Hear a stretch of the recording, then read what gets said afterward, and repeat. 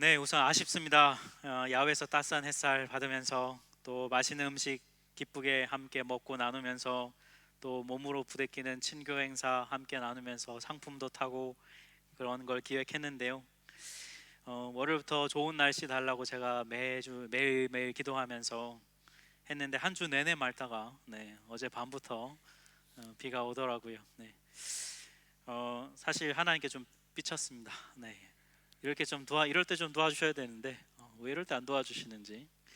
지난 수요일 날 수요 찬양 기도하면서 좀 충동적으로 좀 선포를 할까 했어요. 주일 날에 햇빛이 빛을 찌어다 이렇게 막 선포를 할까 했습니다. 왜냐하면 월요일부터 일기예보를 보는데 자꾸 비올 확률이 올라가더라고요. 25%, 40%, 60% 자꾸 올라가가지고.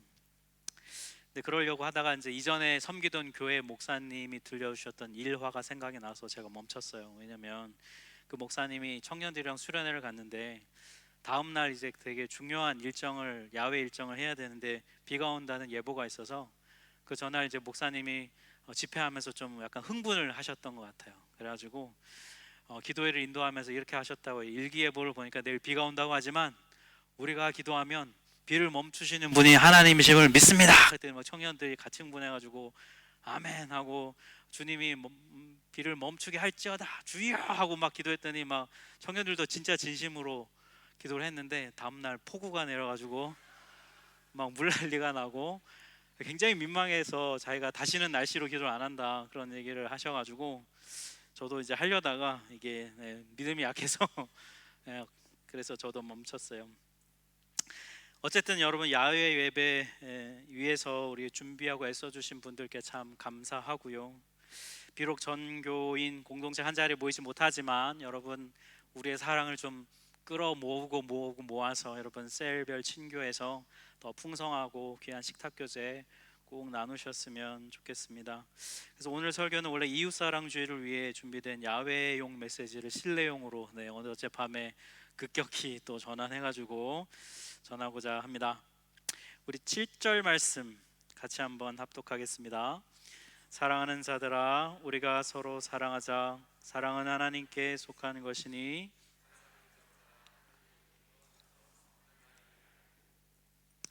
여러분 이 구절에서 좀 이상한 점을 느끼셨는지는 모르겠어요. 새 한글 성경에 보면 이렇게 되어 있습니다. 사랑하는 여러분 우리는 서로 사랑합시다. 사랑은 하나님에게서 나는 것이기 때문입니다. 이 성경을 기록한 사람이 요한 사도라는 사람인데요. 우리가 사랑해야 되는 이유가 뭐냐면 사랑이 하나님에게서 나는 것이기 때문이라고 말해요. 바꿔 말하면 사랑은 우리에게서 나는 것이 아니라는 것이죠. 우리 안에 사랑이 없다는 거예요. 사랑이 우리 게 아니고 우리 안에 사랑이 없는데 어떻게 사랑하자고 말을 할 수 있을까? 7절부터 8절 될 연결된 말씀을 새한글 성경인데 우리 이것도 같이 한번 합독하겠습니다. 사랑하는 사람은 다 하나님에게서 태어났고 하나님을 알고 있습니다. 사랑하지 않는 사람은 하나님을 알지 못합니다. 하나님은 사랑이시기 때문입니다. 그러니까 지금 요한 사도가 말하는 것은 이런 거예요. 여러분 우리한테 사랑이 없어요. 근데 사랑이 없는 우리가 사랑을 만약에 한다면 그것은 뭐예요? 그 사랑이 나한테서 나온 게 아니라는 얘기죠. 그 사랑이 어디서 왔냐면 하나님에게서 왔다는 거예요. 만약에 내가 사랑을 한다면 나는 하나님에게 속한 사람이라는 것을 증명해 준다는 거예요. 나한테는 사랑이 없지만 내가 하나님께 속하면 사랑이신 하나님께서 나를 통해서 당신의 사랑을 드러내 보이신다, 이런 말인 거예요. 그러면 우리는 좀 이런 의문이 들 수 있습니다. 사랑이 하나님에게 속한 사람만 하는 거라면 그러면 하나님께 속하지 않은 사람들, 하나님을 믿지 않는 사람들의 사랑은 그러면 그건 사랑이 아닌가요? 라고 생각할 수 있겠죠. 그 질문에 대해서 9절이 이렇게 답을 주고 있어요. 우리 9절을 같이 합독하겠습니다. 하나님의 사랑이 우리 가운데 이렇게 드러났습니다. 곧 하나님이 하나님의 하나뿐인 아들을 세상으로 보내셔서 우리가 그 아들을 통해서 살게 해주셨습니다. 하나님이 보여주신 사랑이 그 아들 예수를 십자가에서 죽게 하는 그것을 통해 분명하게 드러났다는 거예요. 하나님은 우리를 살리려고 당신의 사랑하는 아들을 십자가에서 죽게 할 만큼 우리를 사랑하신다는 거예요. 세상에 어떤 부모가 다른 사람 살리려고 자기 자식을 내주겠어요? 그런 사랑은 우리 인간에게는 없는 사랑이에요. 그런데 하나님은 그렇게 하실 정도로 우리를 사랑하신다는 것이죠. 심지어 하나님이 우리에게 이렇게 자신의 아들을 내어주면서 사랑하실 때 우리는 하나님에 대한 태도가 어땠냐면 하나님을 안 좋아할 때, 하나님을 거절할 때, 하나님을 싫어할 때, 그럴 때 하나님은 우리를 위해 자기 아들을 죽게 할 만큼 사랑을 표현하셨다는 거예요. 그래서 우리가 이런 하나님의 사랑을 가리켜서 이렇게 표현합니다. 무조건적인 사랑이다. 하나님의 사랑은 자기 희생적인 사랑이다. 무한한 사랑이다. 변함없는 사랑이다. 이렇게 말을 해요. 그래서 오늘 성경의 저자는 하나님 안에만 진실한 사랑이 있다라고 말하는 거예요. 자, 하나님의 사랑이 이런 특징을 갖고 있는데 하나님의 이런 사랑과 우리 인간이 하는 사랑을 한번 비교해 보면 왜 우리에게 사랑이 없다고 말하는지 알 수 있어요. 먼저 우리가 하는 사랑은 여러분 무조건적인 사랑이 아니에요. 우리의 하는 사랑은 여러분 조건이 있습니다. 어떤 조건이 있나요? 네가 이렇게 하면 나도 이렇게 할게. 우리한테 좀 그런 마음이 있잖아요. 내가 이 정도 했으면 너도 이 정도 해야 되는 거 아니야? 여러분 이런 마음이 있잖아요. 우리 설거지 내가 오늘 했으면 내일은 너도 좀 해야지. 청소 내가 이만큼 헌신했으면, 내가 이만큼 돈 냈으면. 여러분 연인관계, 부부관계 안에 이런 게 있잖아요. 부모 자식 간에도 여러분 부모의 자식을 향한 부모 사랑이 무조건적이긴 하지만 그렇다고 늘 무조건적이진 않잖아요. 네. 아이들에게 야 내가 이렇게 했으면 너도 좀 이렇게 해야 되지 않겠니? 너 몇 살이니? 네가 좀 컸으면 이렇게 해야 되지 않겠니? 우리 안에 그런 마음이 들거든요. 우리 조건적으로 사랑하는 마음이 있어요. 또 우리가 하는 사랑은 여러분 자기 희생적이지 않습니다. 물론 희생하는 부분이 좀 있어요. 처음에는 희생해서 합니다. 근데 여러분 계속해서 나만 희생하면 무슨 마음이 들어요? 나만 왜 희생하지? 이런 피해의식이 우리의 마음에 생기죠. 우리의 사랑은 무한하지 않습니다. 한계가 있어요. 나도 이제 할 만큼은 했어. 내 다른 사람과 비교해보면 내가 이 정도면 나 정말 많이 한 거야. 우리 사랑은요 어느 정도 한계가 있어요. 무한하지 않아요. 결국 우리의 사랑은 어떻습니까? 영원하지 않습니다. 자꾸 변해요. 어떨 때는 내가 그래 진짜 사랑해야지, 진짜 사랑할 거야, 그리고 진짜 너무 사랑스러워서 사랑을 해요. 그런데 다음 날이 되면 언제 그랬냐는 듯이 금세 태도가 바뀌고 사랑하는 마음이 식어요. 우리의 사랑은 들쭉날쭉합니다. 영원하지 않아요. 그러니 여러분 하나님의 사랑과 비교를 해보면 우리 인간이 하는 사랑은 어떠냐면 짝퉁이에요. 사랑하고픈 마음이 있어요. 진짜 그런 마음이 있지만 우리는 흉내만 어느 정도 낼 수 있을 뿐 그런 하나님의 사랑과 비교해 보면 우리의 사랑은 진실하다고 말할 수가 없어요. 요한 사도가 10절에서 그래서 이렇게 확언하고 있습니다. 같이 한번 10절을 합독하겠습니다. 사랑은 여기 있으니 우리가 하나님을 사랑한 것이 아니요 하나님이 우리를 사랑하사 우리 죄를 속하게 하여 화목제물로 그 아들을 보내셨음이라. 네.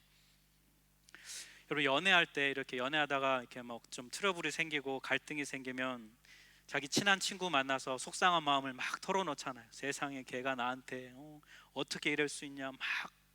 그러면 이제 친구가 막 위로해 준다면서 막 조언을 해주죠. 막 그래 그래 막 이렇게 해주는데 알고 보니 이 친구 연애 한번 안 해본 모태솔로네. 네. 그러면 우리 안에 무슨 마음이 듭니까? 네가 사랑을 알아? 뭐 이런 마음이 들 거 아니에요. 요한 사도가 말합니다. 우리는 사랑을 모른다는 거예요.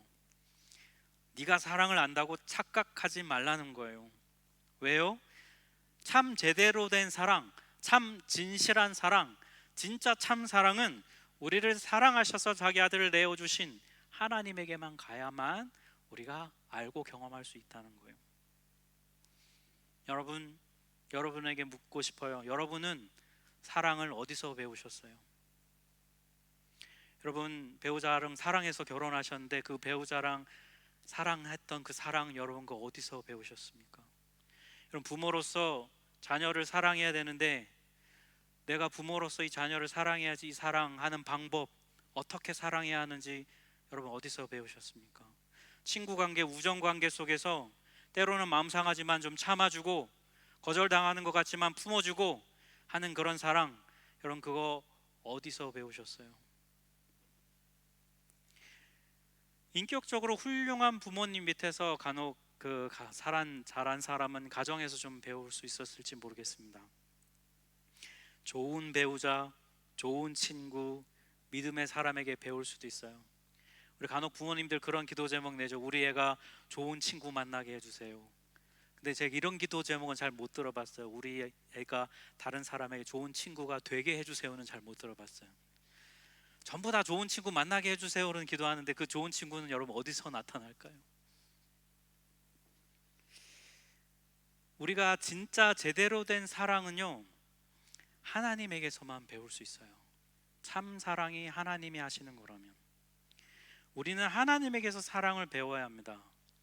나랑 스타일이 맞지 않는 사람을 대할 때 인내하는 거, 내가 이 말을 하고 싶지만 참는 것, 나도 편하고 싶지만 나도 섬기는 거, 무조건적인 사랑, 용납하는 사랑, 이 참 사랑은요, 하나님에게서, 특별히 하나님의 사랑의 결정체인 예수님을 통해서만 우리는 진짜 사랑을 경험할 수 있어요.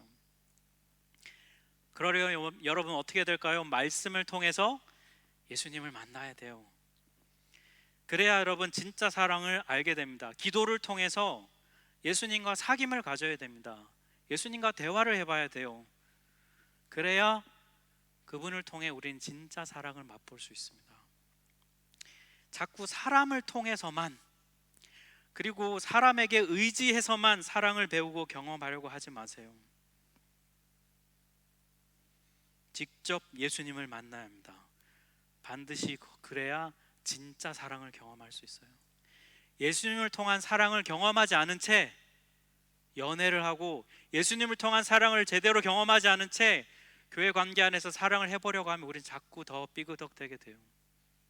거기서 사랑을 배울 수 있을 거라고 착각하지 마세요. 인간의 사랑은 한계가 있거든요. 여러분, 예수님을 통해 사랑을 배우십시오. 사랑을 경험하시기를 축복합니다. 요한 사도는 이 참 사랑이 어디에 있는가, 참 사랑의 기원이 어디 있는지를 말해주고 나서요, 그 다음에야 우리가 이 사랑을 어떻게 연습하고 경험하고 실천해야 되는지를 말해주고 있어요. 오늘 보면 11절을 같이 한번 합독하겠습니다. 사랑하는 자들아, 하나님이 이같이 우리를 사랑하셨은즉 우리도 서로 사랑하는 것이 마땅하도다. 여러분, 이 11절도 좀 이상한 데가 있어요. 자, 하나님이 이같이 우리를 사랑하셨은즉 우리도, 이 다음 부분 저거에 없다고 치고요. 여러분, 만약에 여러분이 성경을 11절을 쓴다면 하나님이 이같이 우리를 사랑하셨은즉 우리도 하고 그 다음에 여러분 어떻게 쓰실 것 같으세요? 여러분 뭐라고 쓰실 거예요? 우리도 하나님을 사랑해야 합니다, 이렇게 써야 될 거 아니에요. 하나님이 우리를 사랑해 주셨으니 나도 하나님을 보답하는 마음으로 사랑한다, 이렇게 써야 될 거잖아요. 근데 요한 사도는 뭐라고 썼냐면 우리가 우리끼리 서로 사랑하는 것이 마땅하다, 이렇게 썼어요. 여기 마땅하다라고 번역된 헬라어 오페일로라는 단어인데, 이게 원문의 뜻을 보면 그 돈 빌리는 걸 말해요. 빚을 지는 거, 빌린 돈 꼭 갚아야 되잖아요. 그래서 이 오페일로라는 단어는 의무를 나타냅니다. 반드시 해야 하는 것. 하나님이 나를 사랑하셨는데 왜 내가 다른 사람을 사랑하는 게 당연한 것일까요? 12절 말씀, 여기에 키가 있어요. 같이 한번 합독하겠습니다. 어느 때나 하나님을 본 사람이 없으되 만일 우리가 서로 사랑하면 하나님이 우리 안에 거하시고 그의 사랑이 우리 안에 온전히 이루어지느니라. 네, 이런 거예요. 여러분, 우리가 하나님이 나를 사랑하신다는 진리를 믿어요. 그런데 문제는 그 나를 사랑하신 하나님이 내 눈에 안 보인다는 것이 우리의 한계라고 지금 말하고 있는 거예요. 이게 여러분 결정적입니다. 하나님이 나를 얼마나 사랑하시는가, 예수님의 십자가를 봐라, 십자가를 통해 나를 정말 사랑하시는구나, 아들을 내줄 만큼 나를 사랑하시는 걸 알겠어요, 깨닫겠어요. 그런데 문제는 내가 손으로 만질 수 없고 내 눈으로 지금 볼 수가 없어요. 십자가는. 영어 속담에 이런 게 있습니다. Out of sight, out of mind. 번역하면 안 보면 멀어진다는 거예요. 우리 인간의 사랑이라는 것이 그런 한계를 갖고 있어요. 우리가 특별히 막 나빠서 문제가 있어서가 아니라 몸을 가진 우리는 직접 보고 만지고 듣고 경험하고 체험하지 않으면 그 사랑을 잘 경험하고 알 수가 없다는 거예요. 그런 우리, 그래서 하나님 우리가 그런 존재인지를 아셔서 우리로 하여금 하나님의 사랑을 맛보고 경험하게 하시는데요, 그 방법이 뭐냐면 이 구절에 나온 것처럼 만일 우리가 서로 사랑하면이에요. 하나님을 볼 수 없는 우리가 하나님의 사랑을 경험하는 방법은 만일 우리가 서로 사랑하면, 좀 더 정확하게 말씀드리면 만일 우리가 서로 사랑하기로 결단하면이에요. 우리 안에 사랑이 없잖아요. 우리 안에 사랑이 없는데 우리가 다른 사람을 사랑하기로 결단해요. 그러면 어떻게 되냐면 텅 비어있는 나의 마음에 사랑 없는 우리에게 하나님께서 당신의 사랑을 부어주신다는 거예요. 그게 바로 이 구절에 나오는 하나님이 거하신다라는 뜻이에요. 왜요? 하나님이 사랑이시잖아요. 그래서 텅 비어있는 우리에게 하나님이 사랑으로 우리 안에 거하신다는 거예요. 그래서 우리가 하나님이 주신 사랑으로 사랑을 행하면, 그러면 어떻게 되냐면 점점 그 사랑이 우리 안에 자라고 커져서 우리가 어떻게 돼요? 우리 안에 온전히 이루어진다, 이렇게 말씀하고 있어요. 우리가 사랑의 사람이 되어 간다는 거예요. 그러니까 여러분, 이 구절이 12절이 우리에게 말해주는 게 뭐냐면 우리가 핑계대지 말라는 거예요. 나 원래 사람 사랑 못해, 뭐 그런 분들 있잖아요. 난 원래 사랑이 잘 없어. 원래 내가 그렇잖아, 정이 없잖아. MBTI 기질, 나는 F 성향이 아니고 T 성향이어가지고 나는 사랑 잘 못해. 여러분, 이런 핑계 댈 수 없다는 거예요. 여러분, 오늘 음식 친교 나누실 거잖아요. 이따가 셀마다 맛있는 거 싸우셨을 텐데, 사람이 사랑하기 제일 어려울 때가 배고플 때예요. 내가 제일 좋아하는 메뉴가 막 나왔어요. 근데 나는 배고픈데 좋아하는 메뉴가 나만 막 다 집어가는 게 아니라 저 사람을 보니까 접시에 이 메뉴가 없네, 내 거를 나누어 줄 수 있는 거예요. 그게 사랑이에요. 이때 여러분, 식사하실 때 누군가 나한테 이거 맛있어요, 드셔보세요 라고 준다면 이 사람이 나를 사랑하는구나 라고 확신하셔도 좋아요. 여러분이 또 그렇게 하셔야 돼요. 여러분, 맛있는 걸 서로 나눠주고. 본능을 앞서는 게 여러분 진짜 찐사랑 아닙니까? 그죠? 오늘 말씀처럼 여러분, 우리한테는요 사랑이 없어요. 진짜 우리한테는 사랑이 잘 없어요. 그래서 우리는 이 자리에 있는 사람을 다 똑같이 사랑할 수는 없습니다. 우리는 한계가 있잖아요.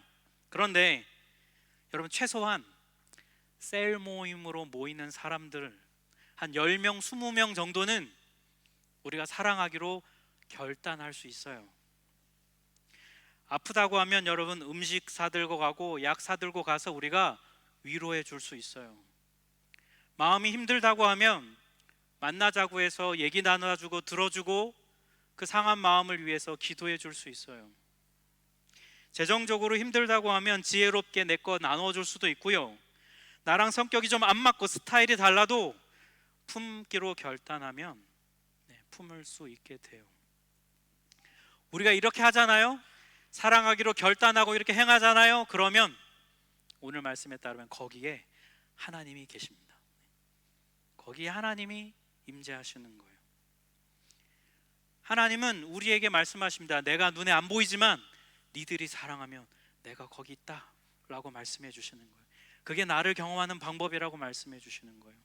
그러니 사랑하는 여러분, 우리 사랑하기로 결단합시다. 사랑 없는 나한테 하나님이 사랑을 결단하면 채워주셔서 사랑하게 하시는 하나님을 내가 먼저 경험하는 거예요. 내가 손해보는 게 아니고요. 내가 사랑하기로 결단하면 사랑이신 하나님이 내 안에 임하셔서 내가 먼저 그 사랑을 누리고 경험한다고요. 그리고 그것을 나누고 전하게 되는 것입니다. 그러면 여러분, 우리가 내가 어떤 사람이 되냐면 다른 사람에게 하나님을 경험하게 해주는 사람이 되는 거예요. 여러분이 너무 멋있는 일 아닙니까? 말로 믿어라, 말로 하는 게 아니라 나를 통해 누군가가 하나님을 경험하게 되는 거예요. 여러분, 이게 얼마나 멋진 삶이에요. 우리 하나교회 성도님들이 이런 분들 되시길 축복합니다. 여러분, 우리의 셀 모임이 이런 셀 모임이 되고 우리 하나교회가 이런 교회가 되어서 사랑하기로 결단하는 사람들, 그걸 통해 사랑을 경험하고 나누는 우리 하나교회 되기를 주님의 이름으로 축복합니다. 같이 찬양하겠습니다.